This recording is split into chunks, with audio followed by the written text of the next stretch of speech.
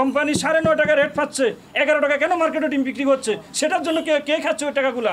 বুধবার সকালে চট্টগ্রাম নগরীর পাহাড়তলী ডিমের বাজার তদারকি করতে আড়তে অভিযান শুরু করে জাতীয় ভোক্তা অধিকার সংরক্ষণ অধিদপ্তর। এ সময় আলামিন স্টোরে গিয়ে দেখা যায় প্রতি পিস ডিম বিক্রি হচ্ছে 10 টাকা 90 পয়সা।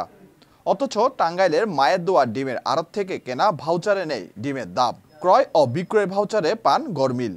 মূলত পুরো বাজার নিয়ন্ত্রণ হয় সকালে ঢাকার তেজগাঁও থেকে আসা SMS এর মাধ্যমে, যার ফলে প্রতি পিস ডিম খুচরাতে বিক্রি হয় 13 থেকে 14 টাকায়। এ সময় প্রতিষ্ঠানটিকে 20,000 টাকা জরিমানা করা হয়। আপনি ক্রয় কত না জেনে বিক্রি করতে পারবেন, এটা হয় নাকি ব্যবসায়ী নিয়ম?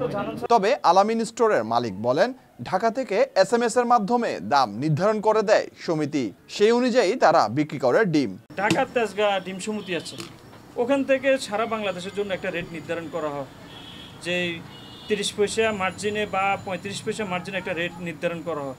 সেই রেটটা আমরা সকালবেলা আমাদের প্রত্যেকটা পার্টি আমাদেরকে মেসেজ করে দেয় বা ফোনে জেনে দেয়, জানার পরবর্তীতে আমরা মালটা মার্কেটে বিক্রি করতেছি। প্যাট হচ্ছে যে সরকারের সারা বাংলাদেশে নারিশ, কাজী, প্যারাগন, ডায়মন্ড ওদেরকে 9.5 টাকা রেট দিয়েছে। সারা বাংলাদেশে 11 টাকা ডিম বিক্রি হচ্ছে, 12 টাকা বিক্রি হচ্ছে। তো সরকার ওঠার জন্য কিছু করতেছে না কেন? কোম্পানি 9.5 টাকা রেট পাচ্ছে, 11 টাকা কেন মার্কেটে ডিম বিক্রি হচ্ছে? সেটার জন্য কে খাচ্ছে ওই টাকাগুলা? পরে অভিযান পরিচালনা করা হয় রহমানিয়া দরবার শরীফ নামে আরেকটি ডিমের আড়তে। সেখানেও ভাউচারে দর না থাকায় জরিমানা করা হয় 10,000 টাকা। ক্রয় ভাউচার সংরক্ষণ করছেন ঠিক আছে, কিন্তু সেখানে কত দামে কিনছেন সেটা কিন্তু উল্লেখ নেই। তাহলে তিনি যদি কত দামে কিনছেন সেটা উল্লেখ না থাকে, তাহলে তো উনি অতিরিক্ত প্রফিট করছেন কিনা সেটা কিন্তু বোঝার উপায় নেই। তো তারা আগে এই বিষয়টাও সংরক্ষণ করতো না, SMS এর মাধ্যমে তারা একটা রেট নিয়ে বিজনেস করতো। এখন দেখা যাচ্ছে অভিনব পদ্ধতি অবলম্বন করছেন, মানে ক্রয় ভাউচারটা সংরক্ষণ করছেন, সেখানে ডিমের পরিমাণ উল্লেখ আছে, কিন্তু পার ডিম কত টাকা প্রাইস সেটা উল্লেখ নেই। পার ডিম কত টাকায় কেনা সেটা উল্লেখ করেন, সেই বিষয়ে আমরা দিক নির্দেশনা দিয়েছি।